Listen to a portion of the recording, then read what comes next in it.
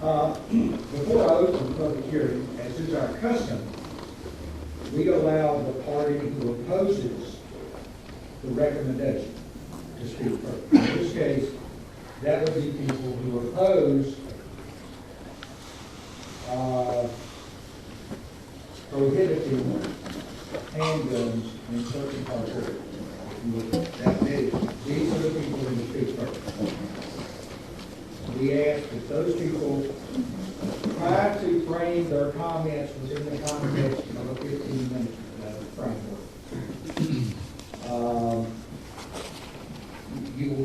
That means you have to consider other people who will follow you when you're speaking. We will tell each speaker, we will call 3 minutes, 6 minutes, 9 minutes, 12 minutes, and 15 minutes.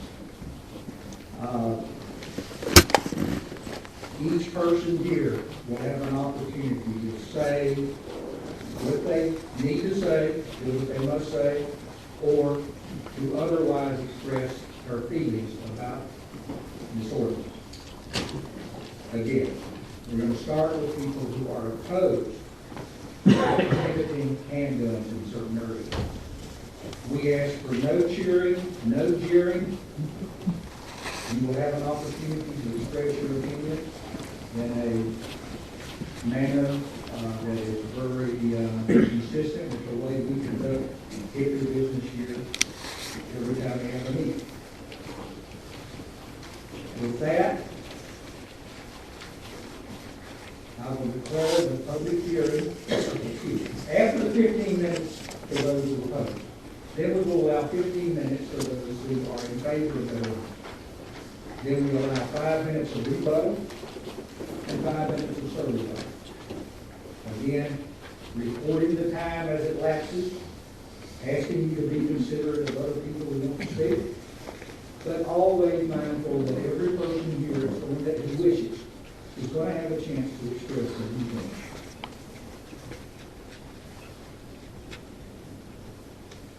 With that, I declare the public hearing open and ask if there are people opposed to this ordinance who would like to speak.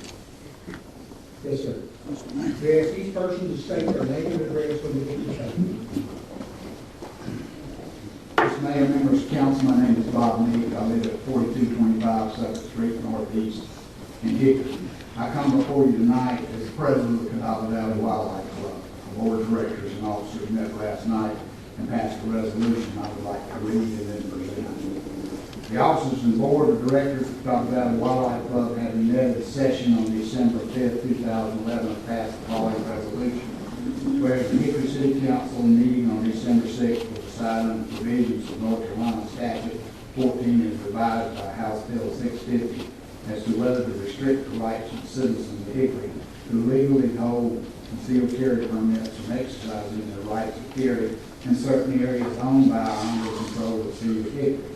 Whereas the Catawba Valley Wildlife Club, incorporated with 375 members, attending is one of the largest conservation, shooting, and hunting sports clubs in North Carolina. The members from every walk of life, from doctors, judges, lawyers, dentists, CEOs, small business owners, tradespeople, farmers, retirees, policemen, firemen, EMTs, and various other working people, believing that every citizen has the right to exercise their full Second Amendment right, call upon the Hickory City Council to refrain from acting any additional restriction on these rights, even though allowed under North Carolina House Bill 650. Whereas there is a body of evidence that indicates that the criminal element of society targets these gun-free areas to commit their crimes, and whereas only law-abiding citizens would adhere to any additional restrictions imposed by the City Council of Hickory, such restrictions make the citizens of Hickory more at risk of becoming a victim of violent crime. Whereas we believe every citizen has the right to self-defense, presence of law-abiding citizens who are legally carrying a firearm but enhance the safety of and not endanger the citizens of Hickory. Therefore, be it resolved that the board officers and board of directors of the Catawba Valley Wildlife Club respectfully request that the City Council of Hickory take no action to restrict the rights of its citizens under the provisions of North Carolina HB 650, signed and submitted by the board of directors. I'd like to make a couple of comments about this resolution. First of all, I am a concealed carry instructor among several other instructor certifications.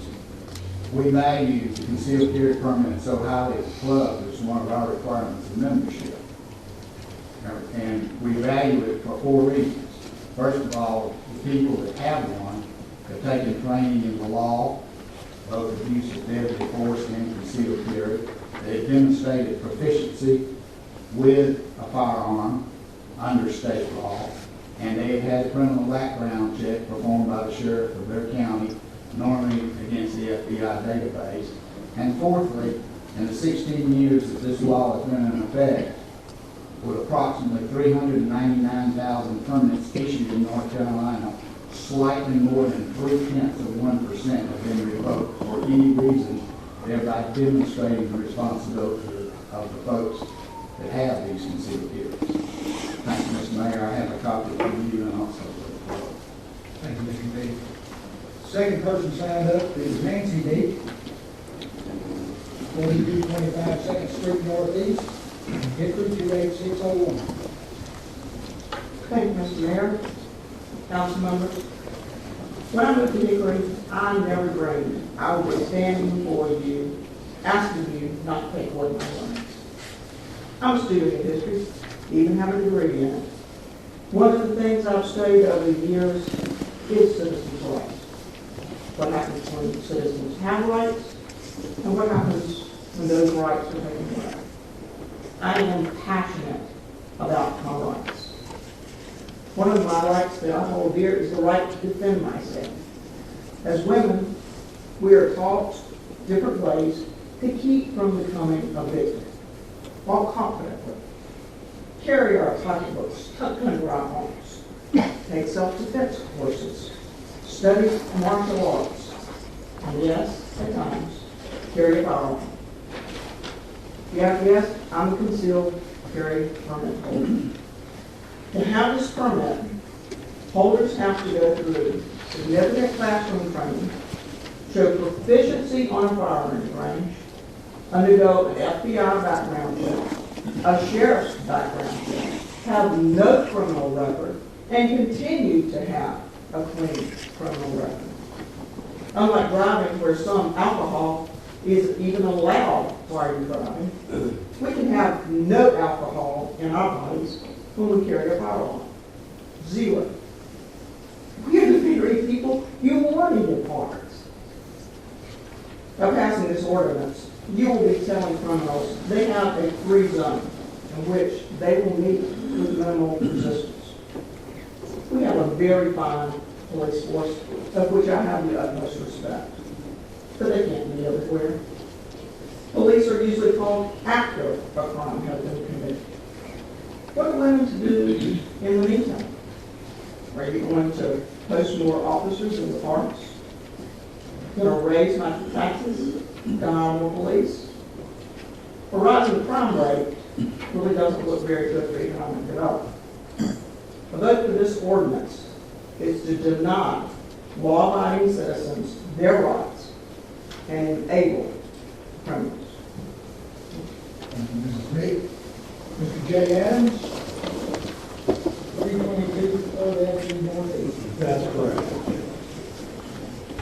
When Mac presented his presentation, he offered a recommendation, but there was very little information that supported a logical reason for restricting the carry in certain areas.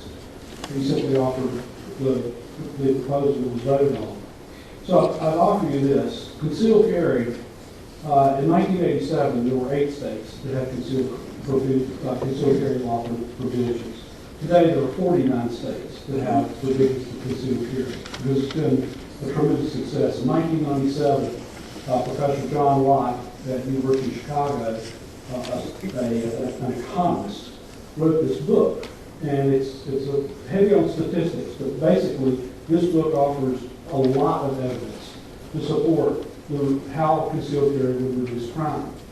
It's been revised now 2 times, and it has been, every bit of its research has been validated, even though it has been seriously attacked by people on the left. So there is statistical evidence that supports the notion that concealed carry areas reduce crime.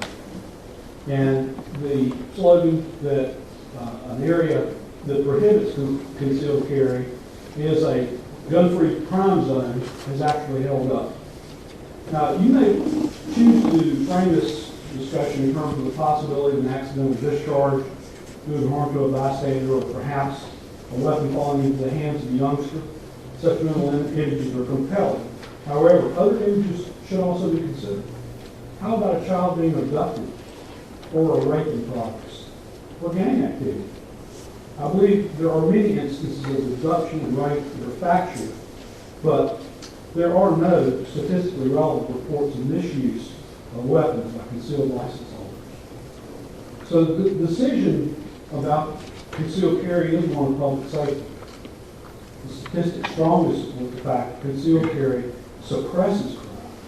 And the safety record of licensed carriers is statistically flawless. But the facts may not overcome an ideologically based conclusion. A vote to restrict concealed carry against the facts is ideologically anti-gun. And that may be all the justification that's needed. I wonder to myself, what kind of liability would the city face if they restricted carry, and as a result, a crime occurred that might have been deterred by concealed carry?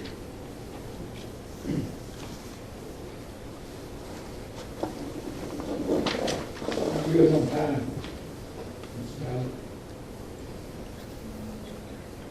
About 7 minutes. Okay.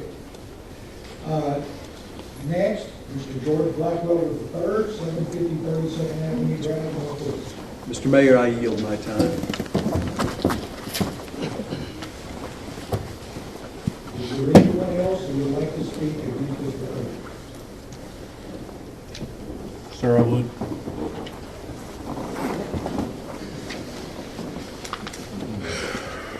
My name is Melvin Woodward, 3816 Steve Hickory Drive, Northeast Hickory. And we moved to Hickory several years ago. Can't believe I'm here talking to you about this now, about restricting my rights outside this doors. But yeah, where's it in? You know, this, you get restricted here, where's it in? But one of the biggest things is the criminals, the people that this is meant for, they don't want to listen to these laws. They don't care about these laws. They're not here. They're not these people.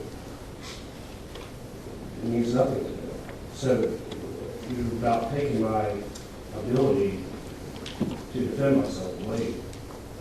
And I don't understand that. Anyways, that's all I'm going to say.